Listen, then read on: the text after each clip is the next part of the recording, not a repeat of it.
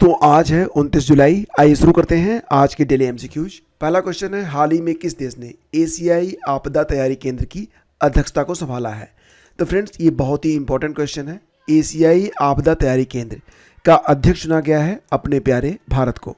जैसा कि तस्वीरों में आप यहाँ पर देख रहे हैं, भारत को 2024 के लिए एशिया और प्रशांत महासागर क्षेत्र में आपदा जोखिम को कम करने सहयोग करने के लिए बने अंतर्राष्ट्रीय संगठन एशियाई आपदा तैयारी केंद्र का अध्यक्ष बनाया गया है।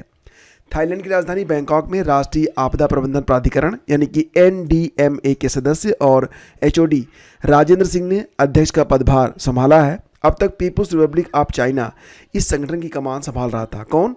People's Republic of China. हाल ही में सिडबी के नए CMD कौन बन गए हैं? सिडबी के नए CMD देखो फ्रेंड्स, ये बन गए हैं मनोज मित्तल।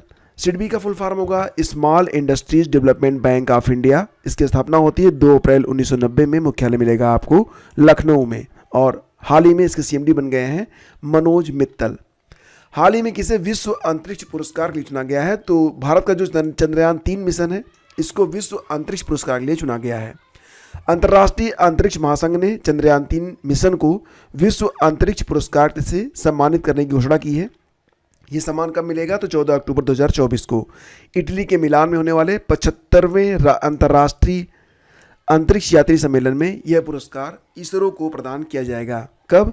75वें अंतर्राष्ट्रीय अंतरिक्ष यात्री सम्मेलन, जो कि होगा 14 अक्टूबर 2024 में। कहाँ पर होगा? इटली के मिलान में।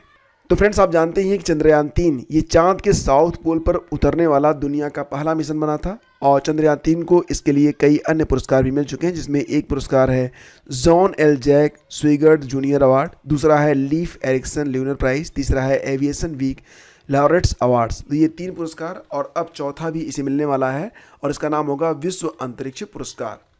फ्रेंड्स बात करेंगे चंद्रयान 3 मिशन के बारे में, क्योंकि इससे संबंधित प्रश्न कई बार एग्जाम में पूछे जाते हैं। इसे लॉन्च किया गया था 14 जुलाई 2023 में और ये पहुंचा कब था? 23 अगस्त 2023 को। इसे राष्ट्रीय अंतरिक्ष दिवस के रूप में मनाया जाता है। इसे लॉन्च किया गया था सतीश धवन अंतरिक्ष केंद्र से और किस रॉकेट से? तो LV-M3M4 से, जिसे बाहुबली या फैट बॉय नाम भी दिया गया है। लैंडर का नाम था विक्रम, रोवर का नाम था प्रज्ञान और प्रोजेक्ट डायरेक्टर, ये बहुत ही इंपॉर्टेंट है, याद रखिएगा कि चंद्रयान 3 मिशन के जो प्रोजेक्ट डायरेक्टर थे उनका नाम है P वीर मुथुवेल। जिस स्थान पर चंद्रयान 3 उतरा था उसे नाम दिया गया है शिव शक्ति पॉइंट। अगला क्वेश्चन है, वर्ष 2024 में क्वाड देशों का वार्षिक नेतृत्व शिखर सम्मेलन किसकी मेजबानी में होगा? तो फ्रेंड्स ये जो क्वाड देश हैं जिसमें भारत, ऑस्ट्रेलिया, जापान और अमेरिका शामिल हैं, इसका जो वार्षिक सम्मेलन होगा ये भारत में होगा 2024 में। भारत की पहली एकीकृत कृषि निर्यात सुविधा कहाँ पर स्थापित की जाएगी? भारत की पहली एकीकृत कृषि निर्यात सुविधा ये लॉन्च की गई मुंबई के जवाहरलाल नेहरू बंदरगाह पर। केंद्रीय मंत्री सर्बानंद सोनोवाल ने इस योजना को 284.19 करोड़ रुपए की मंजूरी प्रदान कर दी है। हाल ही में चर्चा में रहा एप्सिलॉन इंडी ऐप का संबंध किससे है? देखो फ्रेंड्स ये क्वेश्चन बहुत ही इंपॉर्टेंट है। नासा के द्वारा एक नई खोज की गई है जिसमें हमने, जैसे कि आपका सूरज है ना, बिल्कुल उसी प्रकार से एक तारे की खोज की गई है जिसके चारों तरफ कई सारे ग्रह जो हैं या ग्रह जैसी जो आकृतियां हैं वो चक्कर लगा रही हैं। तो माना जा रहा है कि एक नया पूरा का पूरा जो सौरमंडल है वो मिल गया है और पृथ्वी से इसकी दूरी है 12 प्रकाश वर्ष। जैसा कि आप जानते हैं कि एक वर्ष में प्रकाश के द्वारा चली गई जो दूरी होती है उसे 1 प्रकाश वर्ष कहते हैं और दूरी मापने की जो सबसे बड़ी इकाई है उसको पारसेक कहते हैं। तो ये एक एक्सो प्लानेट है जिसका नाम है एप्सिलॉन इंडी ऐप। हाल ही में नासा ने सूर्य के समान एक तारे की परिक्रमा करने वाले एक विशाल ग्रह की पहचान की है। इसी को नाम दिया गया है एप्सिलॉन इंडी ऐप और इसे नासा के जेम्स वेब टेलीस्कोप के द्वारा खोजा गया है।